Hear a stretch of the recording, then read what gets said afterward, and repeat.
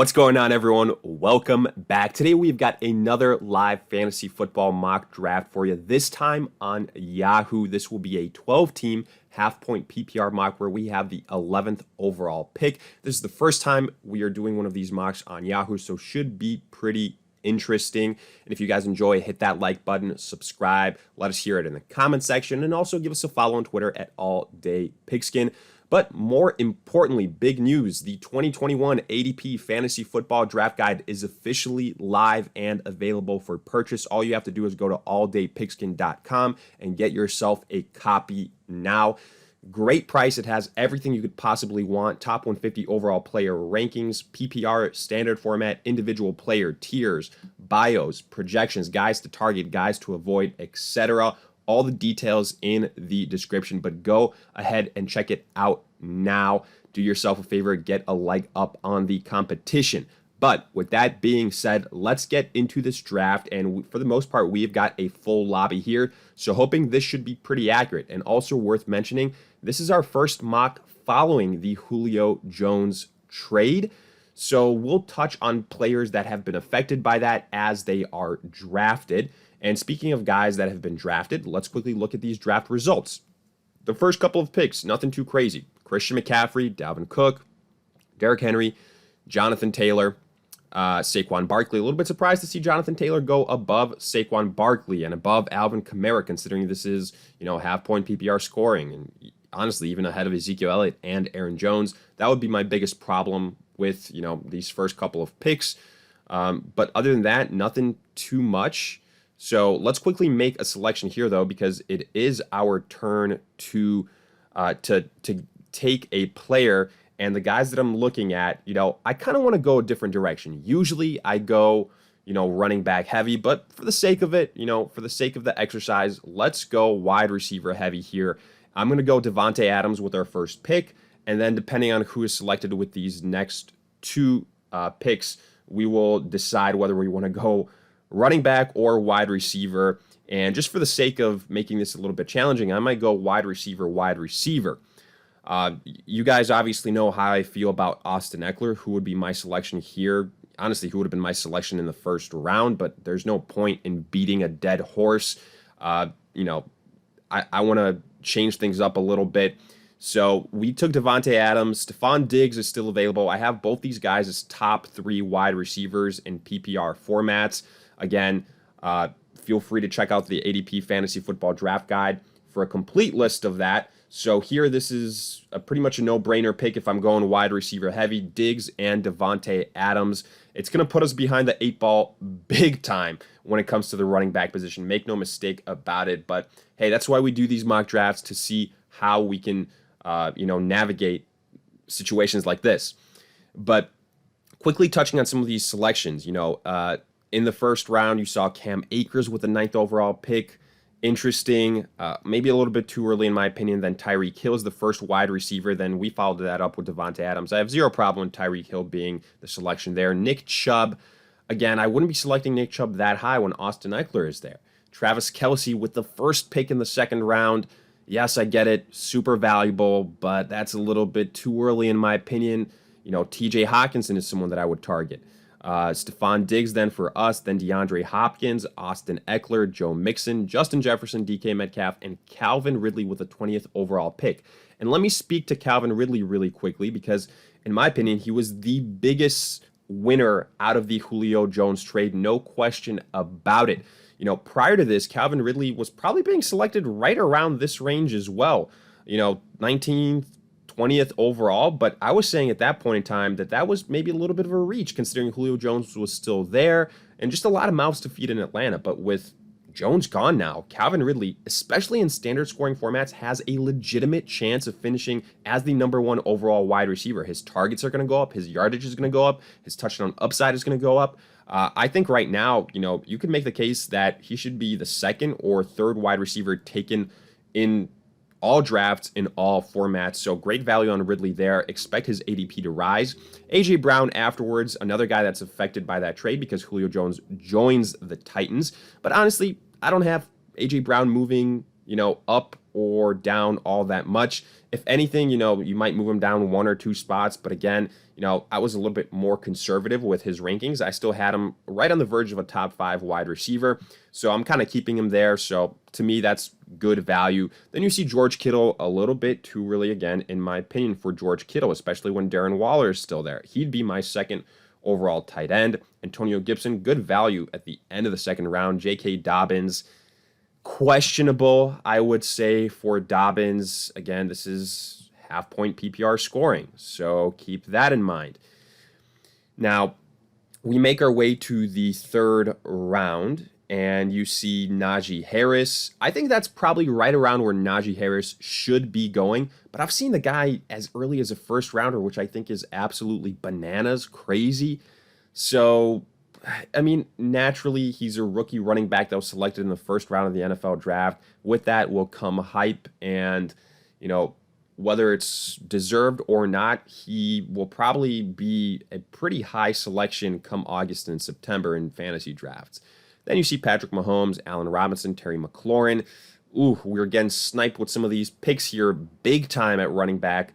Clyde Edwards-Helaire and Chris Carson, two guys that I was really, really hoping would fall to us. Man, this is starting to look a little bit dicey here.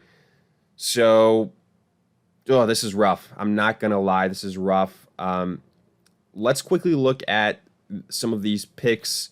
Clyde Edwards-Helaire, like I said, I think would have been a great value. So would have Chris Carson. I have him as a, borderline top 10 running back. Michael Thomas towards the end of the third round. That is incredible value. But here, I'm going to go DeAndre Swift. I need to select a running back. I told you guys that. And to me, he's the guy with the highest upside. Yes, I realize that the Lions and, Anthony Lynn, offensive coordinator there, is saying Jamal Williams, don't sleep on him, hot hand approach. And that's definitely killed DeAndre Swift value a little bit. I'm not going to lie, kind of moving him down rankings. And maybe it's all, coach talk, something like that. But again, comparing him to Montgomery, Gaskin, Edmonds, Kareem Hunt, Mike Davis, he's, to me, the best running back by far available in terms of upside. I think he'll still be involved as a pass catcher, so that was the logic there. If we hadn't gone wide receiver heavy, this would be a different type of discussion we're having. But again, this is why we do these type of drafts, to see what we can do when we put ourselves in certain situations. So after our DeAndre Swift pick, you saw Mike Evans. Now Julio Jones just now being selected. I'll touch on him in a little bit after we make our pick here. And the guys that I'm looking at, Montgomery, Gaskin, Edmonds, Kareem Hunt, Mike Davis. Again, looking at upside, to me, it's either going to be Montgomery, Gaskin, or Davis. I'm going to go with the guy that, at least won't be competing for a starting job, unlike Gaskin and Davis. So I'm going to go Montgomery. I 1,000% don't expect him to duplicate his stats from last year. I don't even think he'll be a top 10 running back. In fact, I think he is a guy that's extremely likely to regress. But compared to my other options, they also had question marks. I kind of just went with, if you will, the guy with the highest floor. So that's why we went the direction of David Montgomery. Quickly touching on Julio Jones, the first pick in the fourth round, great value there. I was saying, when he was a third round selection, that he was a great value at that point in time when he was with the Falcons. I think right now going to Tennessee, maybe his yardage and his, receptions go down by a little bit because the Titans are still a run-first team. And say what you will, but Tannehill does not air it out as much as Matt Ryan and the Falcons offensively. But, Julio Jones, I think, just probably drops to a low-end wide receiver 1, high-end wide receiver 2. I mean, the guy, when healthy last year, was averaging 10 receptions and 100-plus yards, playing opposite A.J. Brown. He'll have opportunities. Darren Waller, someone I was definitely considering, who was selected after our pick of David Montgomery. But, guys, if we hadn't gone running back with our fourth selection, it would have been bad. With our second starting running back position. It really would have been. But I will say Darren Waller in the fourth round in a 12-team draft is probably the best value that you will get in this entire draft. If we had gone a different direction with our first 2 picks, he would have been the no-brainer selection. I do just want to point that out. Then Chris Godwin. Interesting to see Mike Evans selected before Chris Godwin in any type of PPR scoring. I don't agree with that. Then, Josh Allen, Amari Cooper, CeeDee Lamb. Cooper and CeeDee Lamb going one after the other. That's interesting. I still do have Amari Cooper ranked higher. Then DJ Moore. Then you see some of these running backs. Myles Gaskin, Chase Edmonds. I imagine Mike Davis will follow suit soon. If he somehow makes it back to us, boy, I would love to get him as a flex option in depth at the running back position. And now here, you're going to start to see a lot of great value picks. Prime example, Robert Woods and Cooper Kupp. I do, however, like the fact that you are seeing Woods and Kupp one right after the other. To me, that's the way it should be. Then you see Adam Thielen at the start of the 5th round. Good value, in my opinion, again as well. Kareem Hunt. Interesting to see Kareem Hunt before Mike Davis. I believe Mike Davis is still on the board. Yes, you can see that. He definitely is. We'll see if he's still going to be there for us. I'm looking at TJ Hawkinson. I'm kind of got my fingers crossed that he falls to us. I doubt it. I really doubt it. He's, a guy that I'm going to be targeting. I've said this everywhere. Kyle Pitts, though, now with the departure of Julio Jones, I have him right behind TJ Hawkinson in terms of PPR scoring. Definitely expect those receptions and yardage to go up. To me, he's the second biggest winner behind, obviously, Calvin Ridley. And then also a big fan of Russell Gage, who now, maybe before this, he wasn't in the top 50 overall wide receiver conversations because, again, of so many weapons on Atlanta. But now the guy is arguably, a borderline top 30 wide receiver. And unfortunately, TJ Hawkinson gets sniped from us on an auto pick to make it worse. That kind of hurts. So, yeah, we're probably going to be looking at Kyle Pitts at tight end. I think, in terms of tier 2 tight ends, it's Hawkinson and Pitts and then everybody else. As far as other players that we could go with here, I do like Deontay Johnson. I like Mike Davis.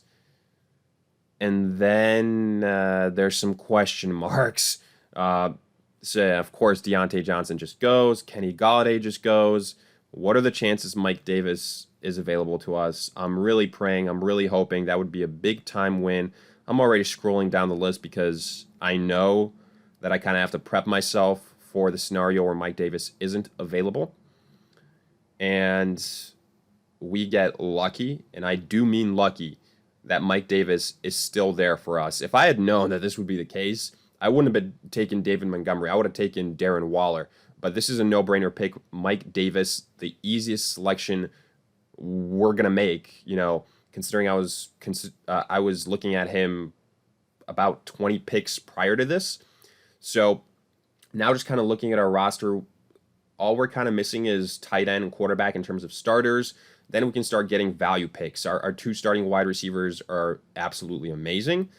And, right now, looking at the tight ends that have been taken, Kelsey, Kittle, Waller, Hawkinson. Pitts is my next guy up in PPR scoring. So I'm probably gonna go with him here. I think there's a big drop off afterwards. Forget about what the rankings have here.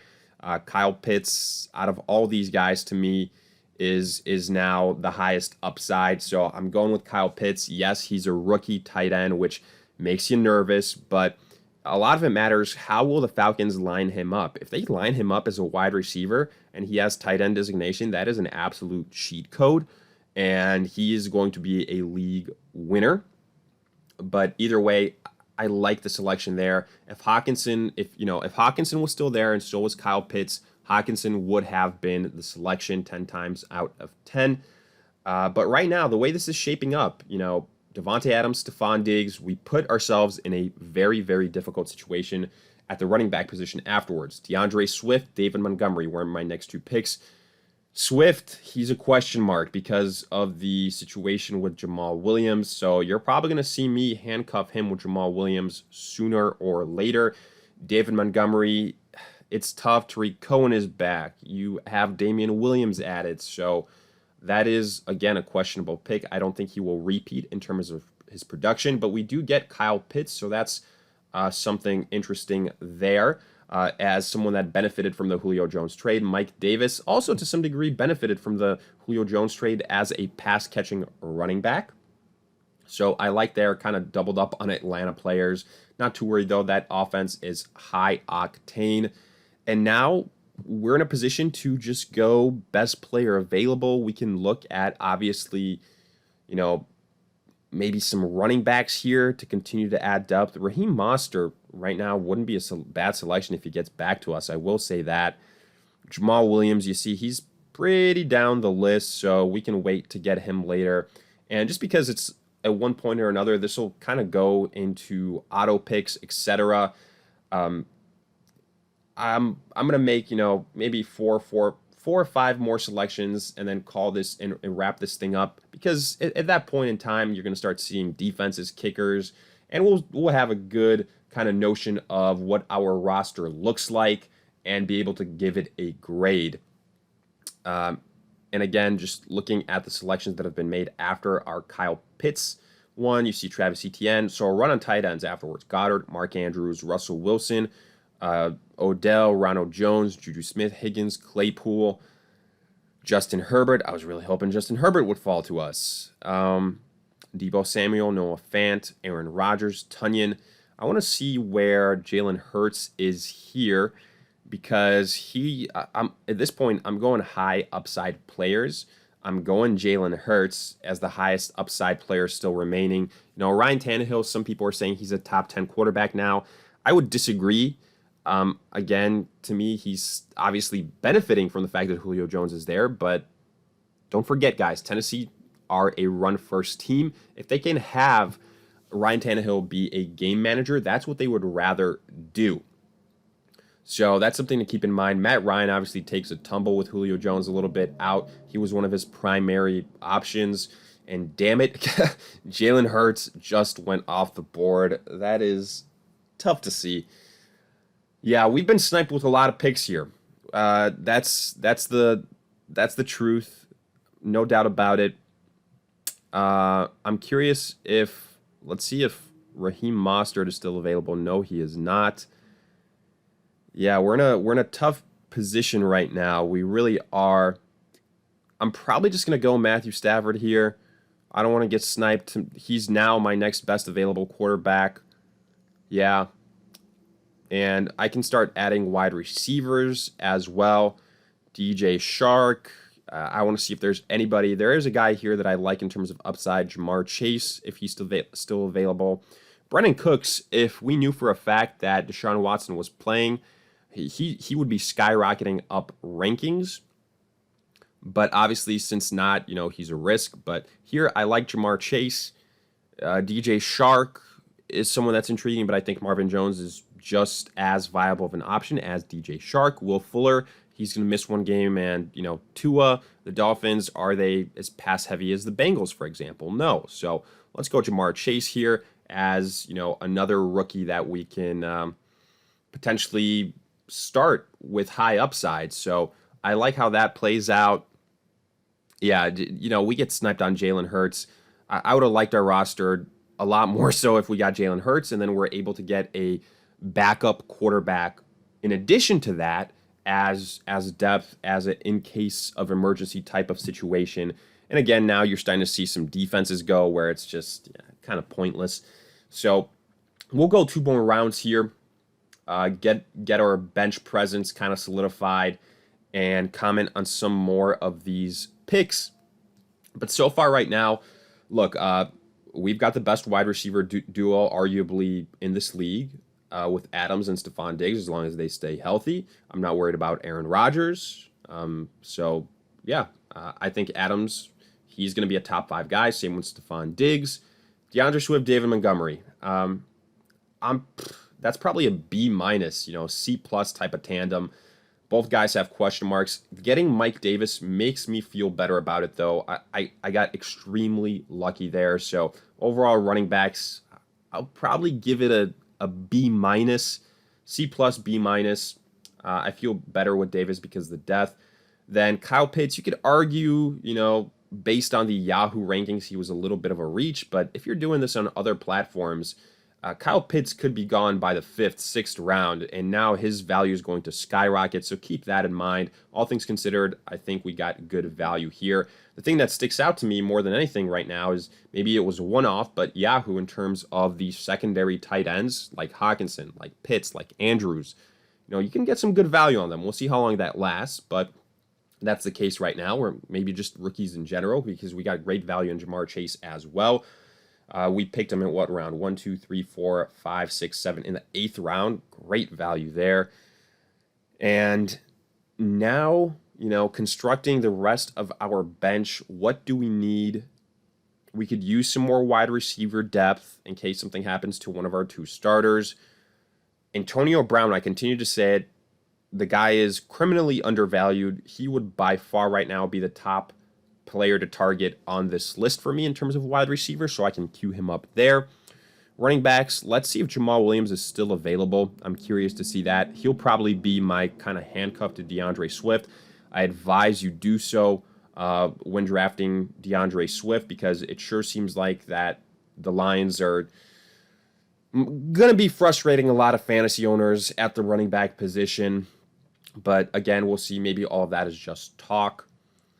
And A.J. Dillon just goes off the board. We've gotten to the point where we've got kickers and defenses being drafted left and right. That's why, sometimes I dislike these drafts at this point in time versus, somewhere where you can set your lineup preferences and exclude kickers and defenses.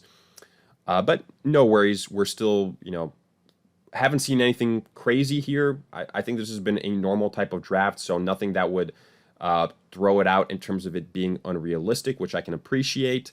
And we'll make 2 more selections and wrap this thing up. And I already alluded to it. If he's there, you're going to see Jamal Williams and then Antonio Brown being the selections for us. I think by far they're the next best available guys. Yeah, nothing else really to say. You could add another backup quarterback, and that's probably what I'm going to do. Queue up someone like a Joe Burrow. Potentially have him as a stack with Jamar Chase. I like that. So we can probably start talking draft grades as well. And again, here, the reason why some of these guys are still available is because you're seeing a lot of these selections auto default to kicker and defenses. And that's why at this point in time, this late in the draft, that's the only thing that's become unrealistic. You wouldn't normally see this. So it's worth pointing that out. But prior to this, that wasn't the case. So we were seeing things kind of go as you would expect. But let's get these last 2 selections. I'm going to queue up Antonio Brown, who, again, I continue to say this, the guy should be drafted immediately after Mike Evans and Chris Godwin. I firmly believe that. So let's go. Let's add him, Antonio Brown. Then let's get ourselves Jamal Williams as our backup and our handcuff. And, potentially insurance policy if something happens to DeAndre Swift. And then after that, we will queue up a quarterback and we will wrap this thing up, give you guys our take on the draft grade. And that will be that. So we get Jamal Williams. Now let's queue up a quarterback. Let's queue up. I'm curious to see who the next best available guys are. Yeah, it's kind of slim pickings. Probably just queue up someone like Cam Newton isn't bad value, honestly. Yeah, I think he'll have a bounce back here, obviously, if he is the starter. Honestly, also you can make the case with Deshaun Watson, but since we don't know anything about him, I'll avoid that for now. But all in all, look, going over our roster, quarterback could be stronger. If we had gotten Jalen Hurts, I would have been a lot happier, like I said about that. That's why we're kind of shooting for the stars with the Cam Newton auto queue there. Wide receivers, A+. Running backs, B- probably, and that's might be being generous. Tight end, Kyle Pitts definitely benefits from the Julio Jones trade. I'll call that a B. Bench, I really like our bench, but we're not going to sit through this entire thing.